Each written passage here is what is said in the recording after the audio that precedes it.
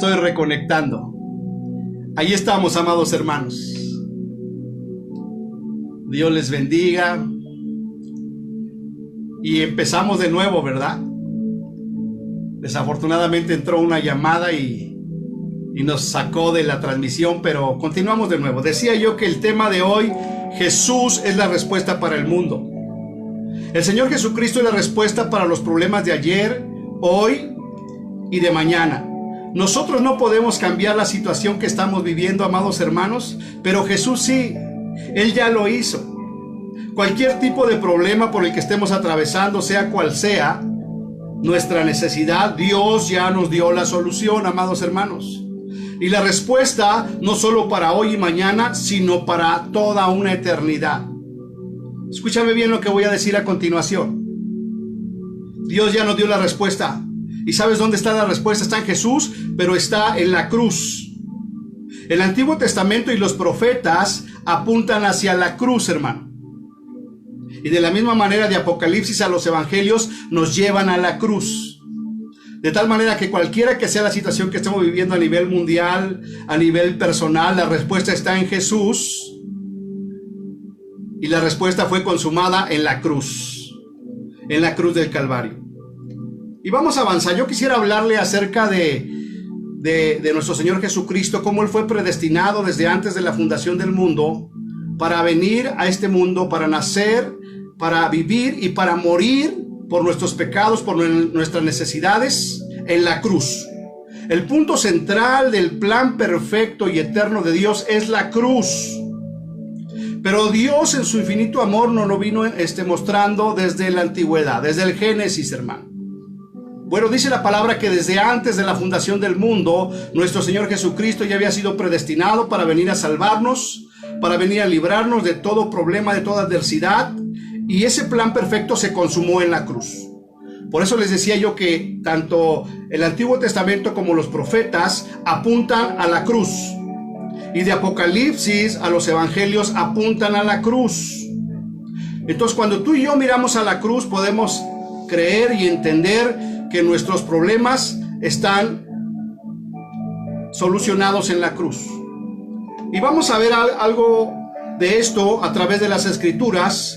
Pero quiero empezar tocando algunos pasajes donde el Señor Jesucristo está hablando de que todo lo que iba a suceder fue establecido por Dios en las Escrituras, desde el Génesis. De tal manera que Dios nos vino anunciando que iba a venir el Mesías, que iba a morir, que iba a traer salvación, que iba a resucitar y que después volverá por segunda vez para llevarnos con Él. Así es que si tú estás en Cristo, Él es la solución a todos los problemas. Vamos rápidamente a estas escrituras. Lucas 24:27. Está hablando el Señor Jesús, hermano, y dice: y comenzando desde Moisés y siguiendo por todos los profetas, les declaraba todas las escrituras lo que decían de Él, hermano. Fíjate, el Señor Jesucristo les estaba hablando a la gente, a los fariseos, ¿verdad? Comenzando desde Moisés y siguiendo por todos los profetas, les declaraba en todas las escrituras lo que se decía de Él.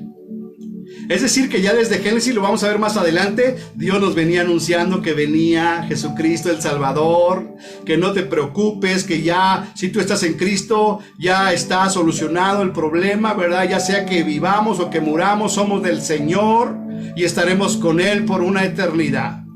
Y no solamente en la eternidad, sino aún en este tiempo presente, podemos vivir una vida plena si es que has creído en Jesucristo, el Hijo de Dios. Lucas 24:44, más adelante, el Señor Jesucristo les dijo: estas son las palabras que os hablé, estando aún con vosotros, que era necesario que se cumpliese todo lo que está escrito de mí en la ley de Moisés, en los profetas y en los salmos. ¿Verdad? Y aquí el Señor va un poco más allá, porque dice: todo lo que concerniente a mí está escrito en la ley de Moisés, en los profetas y en los salmos. Por eso es importantísimo leer la Biblia, hermano. Porque al leer la Biblia usted, ¿verdad?, indefectiblemente se va a encontrar con Jesús. Y esto es algo maravilloso. Por eso hay que leer la Biblia. ¿Cuándo? Todos los días, hermano. Estaba viendo el otro día un video, ¿verdad? En el cual estaban diciendo que leer la Biblia nos hace más inteligentes, hermano. Pero no era más un día, sino 4 días por lo menos a la semana. Eso te va a hacer más inteligente. Juan 5:39 dice, el Señor Jesús le está diciendo a los fariseos y a la gente: escudriñad las escrituras, porque a vosotros os parece que en ellas tenéis la vida eterna, y ellas son las que dan testimonio de mí. ¿Dónde está la vida eterna? En la Escritura. ¿Por qué está la vida eterna en la Escritura? Porque esta Escritura de Génesis, Apocalipsis, habla de Jesucristo. Habla del Salvador de la humanidad, que iba a nacer, que iba a venir a vivir y que iba a venir a morir por nuestros pecados y que iba a resucitar al tercer día y que va a venir por segunda vez por todos aquellos que hemos creído en Él. De ahí la importancia, querido amigo, que nos ves por primera vez. Necesitas creer en Jesucristo, necesitas entregarle tu vida a Jesucristo y de esta manera, ¿verdad? Todos los problemas están solucionados. Gloria a Dios. Vamos a ver cómo Jesucristo había sido anunciado desde el Génesis y ahora para nosotros es más claro porque lo tenemos la Escritura. Así es que quiero irme a Génesis. Jesús es el Cordero de Dios que quita el pecado del mundo. Y esta declaración la hizo Juan el Bautista en el Nuevo Testamento. Él dijo: Jesús es el Cordero de Dios que quita el pecado del mundo. ¡Wow! Así es que si tú me estás escuchando y estás viviendo en pecado, hoy tú tienes que saber que Jesucristo es el Cordero de Dios que quita el pecado del mundo. ¿Y por qué Cordero? ¿Por qué menciona Juan el Bautista este término, este nombre para nuestro Señor Jesucristo, el Cordero de Dios que quita el pecado del mundo? Y entonces tenemos que remitirnos al Antiguo Testamento, donde acuérdense que para que Dios expiara los pecados del pueblo, ¿verdad? Para que Dios tapara el pecado del pueblo, se tenía que sacrificar un cordero, hermano. Se tenía que sacrificar un cordero, derramar la sangre y esa sangre rociarla en el propiciatorio, en el lugar santísimo, lo cual cubría el pecado. Eso en el Antiguo Testamento, lo cual nos anunciaba que iba a venir un Cordero, Jesucristo, que iba a morir, que iba a derramar su sangre, no para tapar el pecado, hermano, sino para quitar el pecado del mundo. Una gran diferencia. Por eso en el Antiguo Testamento, ¿verdad? Los israelitas tenían que hacer una vez al año esos sacrificios, constantemente, porque el pecado no era quitado, solamente quedaba cubierto. Pero ahora que vino Jesucristo, el Cordero de Dios, no vino a tapar el pecado, sino a quitar el pecado del mundo. Por eso, si tú no has creído en Jesús, es un buen momento. Y yo quiero ir a Génesis porque dice: ¿por qué Cordero? Bueno, ya en Éxodo, ¿verdad? En Levítico, Dios le da ordenanzas a Moisés y le ordena que sea un Cordero. Pero yo me quiero ir a Génesis capítulo 3, 21, donde, ¿verdad? Sabemos que Dios creó al hombre y a la mujer y los puso en el huerto del Edén y les dio mandamientos y les dijo: de todo árbol del huerto pueden comer, menos del árbol de la ciencia del bien y del mal, porque el día que de él coman ciertamente morirán. Y ya conoce usted la historia de la Biblia, ¿verdad? Que vino Satanás, la serpiente, para seducir a Eva, para engañarla, para envolverla y para orillarla a llevar a cometer el pecado, a cometer la desobediencia. Y por causa del pecado de Adán y Eva, ¿verdad? Cayeron en pecado, cayeron en la muerte. Y entonces dice Génesis 3:21 que Jehová Dios hizo para el hombre y su mujer túnicas de pieles, hermano, y los vistió. Pero antes de este versículo, narra la Escritura que Adán y Eva se hicieron hojas de higuera, ¿no? Porque se vieron que estaban desnudos al comer del árbol de la ciencia del bien y del mal. Entonces reconocieron que estaban desnudos y quisieron tapar su desnudez a su forma, a su manera, con hojas de higuera, ¿verdad? Yo me imagino que las cosieron ahí con alguna hierba y cubrieron ellos, según ellos cubrieron su pecado, su desnudez. Pero entonces Jesús, Dios, acuérdese que le dijo, los andaba buscando en el huerto: ¿dónde estás tú? ¿Y cuál fue la respuesta de Adán? Me escondí porque tuve miedo. ¿Por qué te escondiste? Tuve miedo porque estamos desnudos. ¿Quién te enseñó que estabas desnudo? Y ellos quisieron cubrir su pecado a su manera. Y muchas veces la gente quiere cubrir su pecado a su manera. Pero dice el versículo 21, y Jehová Dios hizo para el hombre y su mujer túnicas de pieles y los vistió, hermano. Entonces yo puedo creer que ese animal que fue sacrificado para poder obtener las túnicas de pieles fue un cordero. No lo dice la escritura, ¿verdad? Pero más adelante manda que sea un cordero el que sea sacrificado. Y posteriormente Juan le llama a Jesucristo el Cordero de Dios que quita el pecado del mundo. Entonces Jehová Dios hizo para el hombre y su mujer túnicas de pieles y los vistió, hermano. Porque cuando estamos en pecado, estamos desnudos. Y nuestro pecado se ve. Dice la escritura que ante Dios estamos desnudos, hermano, y no podemos ocultar nuestro pecado. Entonces ellos estaban desnudos, se vistieron a su manera, quisieron justificarse, pero Dios le dijo, esa no es la manera de justificarse. Porque la ley dice que sin derramamiento de sangre no hay remisión de pecados. No se puede quitar el pecado. No hay perdón de pecados. Tiene que haber derramamiento de sangre. Y por eso el Cordero de Dios que quita el pecado del mundo, que es nuestro Señor Jesucristo, tuvo que morir y tuvo que derramar su sangre para quitar el pecado del mundo. Y de esa manera vestirnos de nuestra desnudez. Esto es bien importante. Ahorita le voy a explicar.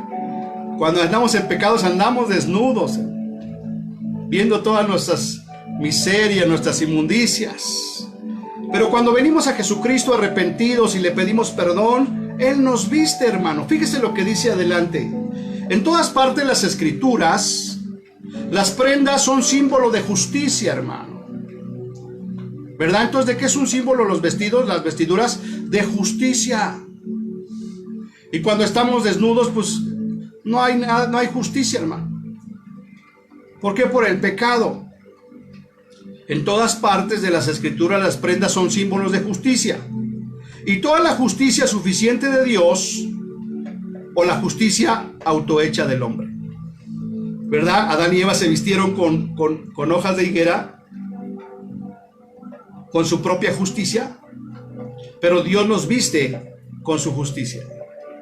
Así es que gloria a Dios, amados hermanos, cuando venimos a Jesucristo, Él nos ha hecho vestir con ropas de justicia, con ropas reales. El profeta Isaías, fíjese lo que declara el profeta Isaías, escribió en Isaías 61:10. Escuche, hermano. En gran manera me gozaré con Jehová. En gran manera me gozaré con Jehová. Mi alma se alegrará en mi Dios, porque me vistió con vestiduras de salvación, hermano. ¡Wow! No solamente me vistió, sino con vestiduras de salvación, amados hermanos. Y ese es el propósito central de todo el plan eterno y perfecto de Dios, que envió a su Hijo Jesucristo para morir por nosotros, para darnos salvación, para vestirnos con vestiduras de justicia, de salvación. Me vistió con vestiduras de salvación y me rodeó con manto de justicia, amado hermano. Como a un novio me atavió. ¡Wow! Entonces imagínate por un momento cuando estás en pecado, andas todo andrajoso, hermano. Como un indigente, ¿verdad? Andas todo sucio, todo maloliente. Y cuando vienes a Jesucristo, Él te perdona, te lava, te salva y te hace vestir con vestiduras de salvación y te rodea con manto de justicia, amado hermano. Y esto nos lo viene mostrando desde ¿dónde? Desde el Edén. No es algo nuevo, no es algo que se le ocurrió a Dios en el camino, sino que su plan eterno era enviar a su Hijo Jesucristo para perdón de nuestros pecados, para vestirnos con vestiduras de salvación y rodearnos con un manto de justicia. Y esa es la importancia del Evangelio, de las buenas nuevas. Eso es lo que tenemos que anunciar, hermano, en medio de las épocas pasadas, presentes y por venir. Estaba leyendo que en la época de Nerón, hubo una gran persecución contra la iglesia. Eran perseguidos, no como ahorita, hermano, que estás en tu casita ahí viendo Netflix. No, eran perseguidos, los buscaban, los agarraban, los llevaban al Coliseo Romano, los echaban a los leones, hermano. No, algo tremendo. Sin embargo, Dios había provisto al Cordero de Dios que quita el pecado del mundo. Otro aspecto importante que nos muestra la salvación a través del Antiguo Testamento: Jesús es el arca de salvación, amados hermanos. Entonces, espero que usted ya vaya entendiendo hacia dónde lo quiero llevar. A que Dios, ¿verdad? Diseñó un plan perfecto y eterno en el cual su Hijo iba a venir al mundo para morir y para salvar al mundo. Y nos lo viene mostrando desde el Génesis, hermano. De tal manera que ya en este tiempo no debemos de tener ninguna duda. No nosotros solamente, sino los incrédulos. Porque hay tanta evidencia de que iba a venir el Mesías Salvador y de que solamente en Él hay salvación y que no hay otro nombre dado a los hombres en el cual podamos ser salvos, solamente en el nombre de Jesús. Jesús es el arca de la salvación. Génesis 7:7 dijo luego Jehová a Noé: entra tú y toda tu casa en el arca, porque a ti he visto justo delante de mí en esta generación. Y muchos, ¿verdad?, conocemos la historia del arca de Noé. Hoy en día, con las redes sociales, con la tecnología, ¿verdad?, con el satélite, enfocan ahí el monte Ararat y pueden ver ahí la estructura del arca de Noé que quedó ahí encallada. De tal manera que hay mucha evidencia. Y esa arca en el Génesis Dios la usó para salvar a todos aquellos que creyeron en el mensaje de Noé. Y usted ya conoce la historia. Nadie creyó, solamente se salvó Noé y 7 personas más, su esposa, sus hijos y nada más. 8 personas en total. Entonces dice la Biblia en el capítulo 6 que era tanta la maldad, hermano, como en nuestros días, que Dios le dijo a Noé: constrúyete un arca porque voy a raer de la faz de la tierra a la humanidad. Pero mientras él estuvo construyendo esa inmensa arca que le llevó años, hermano, estuvo pregonando: arrepiéntanse, vuélvanse a Dios, apártense de su pecado. Dios va a mandar un diluvio y todo el que venga a esta arca de salvación va a vivir.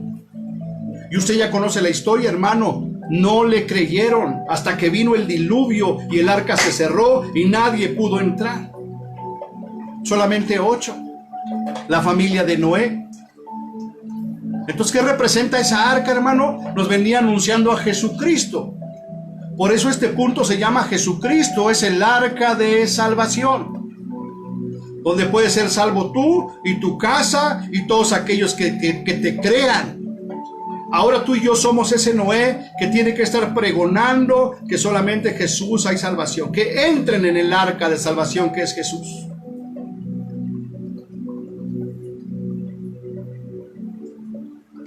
También declara en el Nuevo Testamento, ¿verdad?, que como en los días de Noé, hermano, en los días finales, ¿verdad?, cuando ya venga Cristo por segunda vez, dice, será como en los días de Noé, que se estaban casando, se daban en casamiento, en fiesta, en pachanga, en todo tipo de actividades, ¿verdad?, cuando va a venir el Señor, como en los días de Noé. Pero hoy tú y yo sabemos que esa arca de Noé es un anuncio para nosotros de que Dios va a cumplir su palabra y de que Jesucristo va a venir por segunda vez. Y que ahora es tiempo de oportunidad, es el kairos de Dios para poder entrar en el arca de salvación y poder llevar a todos aquellos que podamos a entrar en el arca que es Jesús. Hebreos 11:7 dice: por la fe Noé, cuando fue advertido por Dios acerca de cosas que aún no se veían, con temor preparó el arca en que su casa se salvase. Y por esa fe condenó al mundo y fue hecho heredero de la justicia que viene por la fe. Por la fe Noé, cuando fue advertido por Dios acerca de cosas que aún no se veían, hermanos, con temor preparó el arca en que su casa se salvase. Entonces pongan mucha atención, porque este mensaje es para nosotros. Porque dice la Escritura que las cosas antiguas fueron escritas para nuestra enseñanza. ¿Qué nos enseña este versículo? Que por la fe, cuando estamos siendo advertidos por Dios de cosas que aún no vemos, hermano, sí estamos viendo cosas feas, ¿verdad? Pero aún no vemos que Cristo viene. Pero ya estamos siendo advertidos por la palabra de Dios acerca de cosas que aún no vemos. Dice, con temor preparó el arca, en la que su casa se salvase. Entonces, amados hermanos, todavía no vemos las cosas, pero ya están anunciadas. Entonces, ahora con temor, entremos en el arca de salvación. No solamente nosotros, sino nuestra familia y todos aquellos que nos rodean. Y por esa fe que tuvo Noé, condenó al mundo, hermano, y fue hecho heredero de la justicia que viene por la fe. Y tú y yo somos ese Noé, que creemos que Jesucristo es el Hijo de Dios y que vino al mundo para traer salvación a todo aquel que cree. De tal manera amó Dios al mundo que dio a su Hijo unigénito, para que todo aquel que en él crea no se pierda, mas tenga vida eterna. Cosas que aún no vemos, pero que estamos trabajando en consecuencia, porque con toda certeza, con toda seguridad van a suceder. Y Jesús va a venir por segunda vez. Pero si tú y yo estamos en el arca de salvación que es Jesucristo, no tenemos de qué preocuparnos. Jesús es la serpiente de bronce en el desierto, amados hermanos. Otro símbolo de Jesucristo. Ya no estoy hablando de Génesis, ya no estoy hablando de Noé, ahora te estoy hablando de Moisés y el pueblo de Israel cuando salió de Egipto en el Éxodo. Jesús es la serpiente de bronce en el desierto. Dice Juan 3:14, y como Moisés levantó la serpiente de bronce en el desierto, así es necesario que el Hijo del Hombre sea levantado, hermano, para que todo aquel que en él cree no se pierda, mas tenga vida eterna. Dios le ordenó a Moisés levantar una asta de bronce con una serpiente enredada arriba, para que todo aquel que fuera mordido por las serpientes venenosas que Dios mandó, significa el pecado, la desobediencia, la idolatría, que mordían a los israelitas y morían.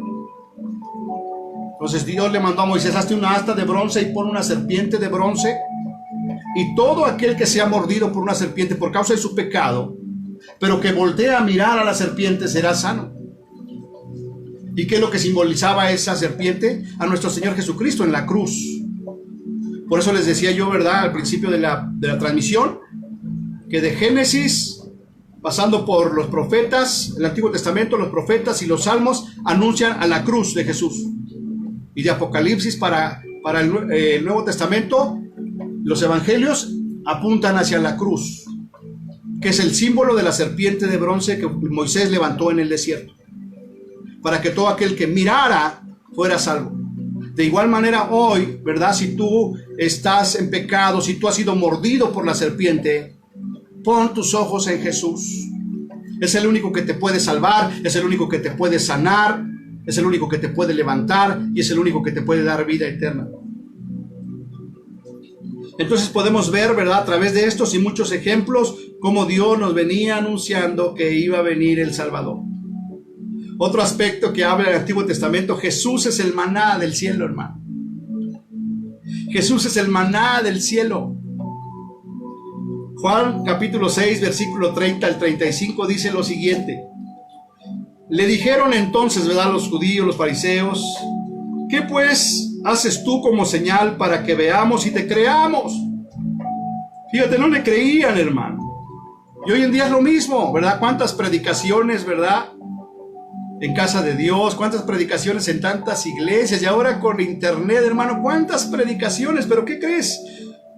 Dice, le dijeron entonces, ¿qué pues haces tú como señal para que veamos y te creamos? La gente sigue sin creer, no obstante lo que está viendo, lo que está sucediendo. ¿Qué obra haces?, le dijeron al Señor.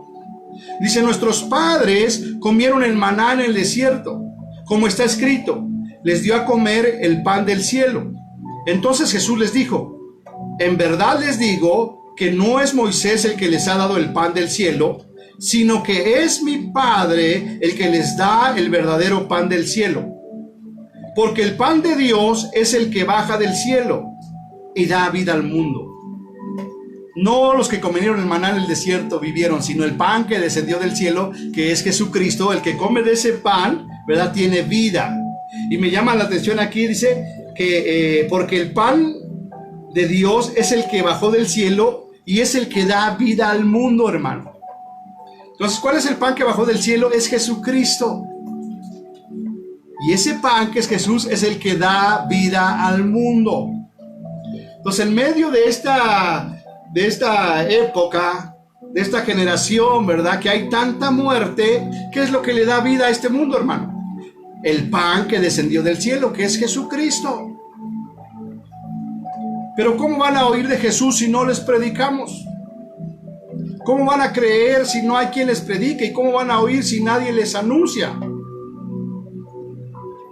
Y ahora con las redes sociales, nada más dale compartir al video, hermano. Compártelo. Y métete ahí, aunque no le sepas, aprende. Y dense cuenta que cuando tenemos 10 veces compartido, 20 veces compartidos, se potencializa a las personas que ven el video. Entonces, ¿qué estamos anunciando? Que Jesucristo es el pan que descendió del cielo y que da vida al mundo. Entonces le dijeron ellos: Señor, danos siempre este pan. Y ese es el pan el que estamos dando ahorita, hermano. ¿Cuál es el pan que descendió del cielo? La palabra de Dios. Danos siempre este pan, le dijeron. Jesús les dijo: yo soy el pan de la vida. El que viene a mí no tendrá hambre, y el que cree en mí nunca tendrá sed. ¿Quién es el único que puede saciar nuestra hambre y nuestra sed? Es Jesucristo. La misma palabra está escrita: no solamente de pan vivirá el hombre, sino de toda palabra que sale de la boca de Dios, amados hermanos. Jesús es el maná, y ese maná es la palabra de Dios. Juan capítulo 1, versículo 1, en el principio era el verbo, la palabra, el pan, y el verbo era con Dios, y el verbo era Dios. Es el maná que vino del cielo, es Jesucristo, es la palabra de Dios de la que tú te puedes alimentar y la cual te va a dar vida eterna. Y por último, amados hermanos, Jesucristo es el alfa y la omega. Ya vimos todas estas citas del Antiguo Testamento, mencionamos algunas del Nuevo Testamento y ahora nos vamos hasta Apocalipsis, donde dice que Jesús es el alfa y el omega. Apocalipsis 21, versículo 4 al 6 dice que enjugará Dios toda lágrima de los ojos de ellos. Enjugará Dios toda lágrima de los ojos de ellos. Y ya no habrá muerte, hermanos, ni habrá más llanto, ni clamor, ni dolor, porque las primeras cosas pasaron. Y el que estaba sentado en el trono dijo: he aquí, yo hago nuevas todas las cosas. Y me dijo: escribe, porque estas palabras son fieles y verdaderas. ¿Cómo son las palabras de Dios, hermano? Fieles y verdaderas. Versículo 6, y me dijo: hecho está. Repita conmigo ahí en su hogar: hecho está. Yo soy el alfa y la omega, el principio y el fin. El que tuviere sed, yo le daré gratuitamente de la fuente del agua de la vida. ¿Cuántos tienen sed, amados? ¿Cuántos quieren beber de la fuente de agua de vida? Solamente a través de nuestro Señor Jesucristo. Él es la provisión para cualquiera que sea tu necesidad. Algo que me dijo un hermano muy recientemente y que me sacudió, que me hizo pensar, ¿verdad? Ahora con tantas actividades, con tantos problemas, todo el mundo anda corriendo, anda estresado, con dolor de cabeza, con dolor muscular, con cansancio. Y me decía este hermano: aprende a descansar en Jesús. ¿Quién nos va a dar descanso, amados hermanos? Aprende a descansar en Jesús. Y en una de las prédicas anteriores hablábamos, ¿verdad?, de que que la gloria de Dios va con nosotros. Escúchame bien, la gloria de Dios va con nosotros, está en nosotros. Y no solamente su gloria, sino dice también que nos daría descanso. Entonces, en este mismo momento, la gloria de Dios está aquí, amados hermanos. Está allí donde tú estás. Entonces, descansa en esa gloria de Dios. Créele a Dios. No te estoy hablando de que hagas budismo, shintoísmo. No, nada de esas cosas. La gloria de Dios, se prometió que la gloria de Dios iba a ir con nosotros y que nos iba a dar descanso. Y no es una fórmula mágica, no es un mantra, no es el Om, ¿no? Es la gloria de Dios en nosotros la que nos da descanso.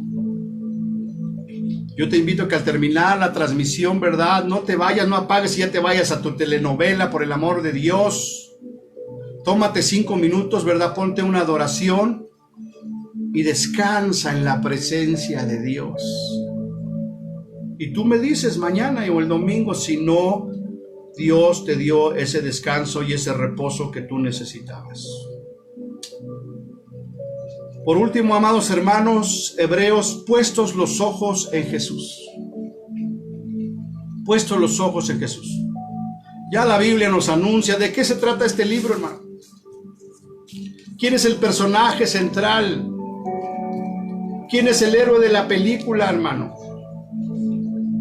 Es Jesús. Di conmigo, es mi Señor Jesús. Y nos dice en Hebreos capítulo 12, versículo 1 y 2, por tanto nosotros también, teniendo en nuestro derredor, hermanos, una tan grande nube de testigos a nuestro alrededor. Hay mucha gente que nos está observando, que nos está viendo, qué hacemos, qué decimos, cómo nos comportamos. Por tanto, nosotros también teniendo alrededor nuestro tan grande nube de testigos, hermano, despojémonos, despójate de todo peso. ¿Dónde nos vamos a despojar del peso? En la presencia de Dios. Despójate de todo peso y del pecado que nos asedia. Despójate de él. No te dice que andes pecando, que estés en pecado, aunque puede ser. Pero aquí está diciendo, despójate del pecado que te está asediando, que te está acechando, despójate. Dice, y corramos con paciencia la carrera que tenemos por delante. De aquí para adelante corramos con paciencia. Y versículo 2, amado hermano, y con eso termino. Puestos los ojos en Jesús, el autor y el consumador de la fe. Puestos los ojos en Jesús, el autor y el consumador de la fe. ¿De qué se trata el cristianismo, hermano? El mismo nombre lo dice, ¿verdad? ¿De quién se trata el cristianismo? De Cristo Jesús. No hay vuelta de hoja. Otra religión, ¿verdad?, que tenía otro nombre años atrás, por siglos atrás, ahora se llaman cristianos. Y aún otras denominaciones, soy cristiano. No, cristiano viene de Cristo. Cristiano viene de la iglesia primitiva en Antioquía, donde se les llamó por primera vez a los discípulos cristianos, porque eran discípulos de Jesús. Porque cualquiera otro que tiene otro maestro, que tiene otro, ¿verdad?, gurú, otro Dios, no es cristiano. Y los que somos cristianos, que hemos creído en Jesucristo como Señor y Salvador, dice Hebreos 12:2, puestos los ojos en Jesús, el autor y el consumador de la fe. Es decir, Él es el autor, es el que creó este script y Él es el que lo consumó, hermano. Wow. Entonces, a estas alturas ya no hay duda que Jesucristo, ¿verdad?, es el Cordero de Dios que quita el pecado del mundo. Que nuestro Señor Jesucristo es el arca de la salvación. Que nuestro Señor Jesucristo es el maná que cayó del cielo. Que nuestro Señor Jesucristo es la serpiente de bronce en el desierto. Y así sucesivamente. Todo se trata de Él. Puesto los ojos en Jesús, el autor y el consumador de la fe, el cual por el gozo puesto delante de Él sufrió la cruz, menospreciando el oprobio, y se sentó a la diestra del trono de Dios. Qué tremendo y qué hermoso y qué poderoso, hermano. Pon tus ojos en Jesús. En esta pandemia, en esta cuarentena que estamos viviendo, ¿en quién están puestos tus ojos? En Jesús. ¿Quién es ese Jesús? ¿Quién es ese personaje? Te van a preguntar. Dile nada más y nada menos. Es el autor y el consumador de la fe. Es el creador del cielo, de la tierra y de todas las cosas que existen. Es Jesús, y es mi Señor, y es mi Salvador.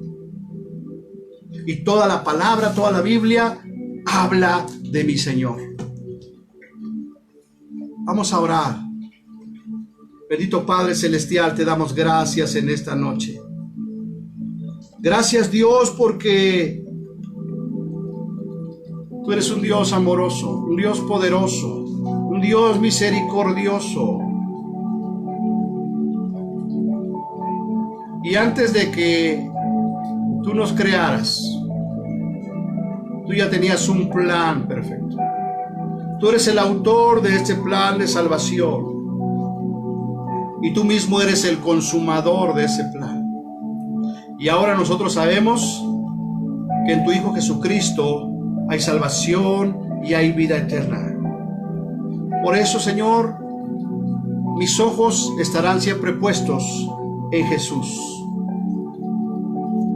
Te damos gracias en esta noche. Y cualquiera que sea nuestra necesidad, cualquiera que sea nuestro problema, por muy terrible, por muy difícil que parezca, yo sé que tú tienes la solución. Y mis ojos están puestos en ti. Te damos gracias en esta noche y bendecimos tu nombre. En el nombre de Cristo Jesús. Amén. Amén y amén, amados hermanos. Y si alguien nos está viendo por primera vez, o si te conectaste, o si alguien te envió este video y tú no has recibido a Cristo como Señor y Salvador, y sabes que andas en pecado, que vives en pecado, y ese pecado ha provocado en ti problemas, enfermedades, que andes desnudo con ropas de inmundicia. Hoy Dios, ¿verdad?, quiere presentarte a su Hijo Jesucristo, quiere perdonarte, quiere salvarte y quiere vestirte con ropas de justicia y con ropas de salvación. En el nombre de Jesús. Así es que si tú estás viendo este video o lo vas a ver posteriormente y quieres entregarle tu vida a Jesús, haz esta oración conmigo ahí en tu lugar. Y dile: Señor Jesús, yo reconozco que tú eres el Cordero de Dios que quita el pecado del mundo. En esta noche yo vengo delante de ti, reconociendo mi pecado, reconociendo que soy pecador, que estoy desnudo ante ti. Yo me arrepiento, Señor Jesús, de todos mis pecados. Me arrepiento en esta noche y te pido que me perdones. Y en este día, Señor Jesús, yo te abro mi corazón y te recibo como mi Señor y como mi Salvador. Gracias. En el nombre de Jesús. En el nombre de Jesús. Y si tú hiciste esa oración, puedes creer que Dios ha perdonado tu pecado y te ha vestido con un vestido de justicia, con un vestido de salvación. En el nombre de Jesús. Amados hermanos, que Dios les bendiga. Comparta el video, denle me gusta, suscríbase al canal, no se quede atrás, hermano. Entre a la página de la iglesia Casa de Dios y Puerta del Cielo y vea, ¿verdad?, cómo ha ido creciendo eso, ¿verdad? Tenemos ya casi 10,000 personas alcanzadas en un mes, más de 4,000 personas que interactúan con la página y más de 2,000 que están siguiendo la página. Y mucho de esto gracias a todos aquellos hermanos que comparten este video. Que Dios les bendiga, siga orando para que el día domingo sea un día de bendición, de gozo, de alegría, de salvación, de sanidad. Y si alguien de los que nos está viendo tiene algún problema, alguna necesidad, contáctenos a través del Messenger. Y estamos para servir. Que Dios les bendiga, amados hermanos.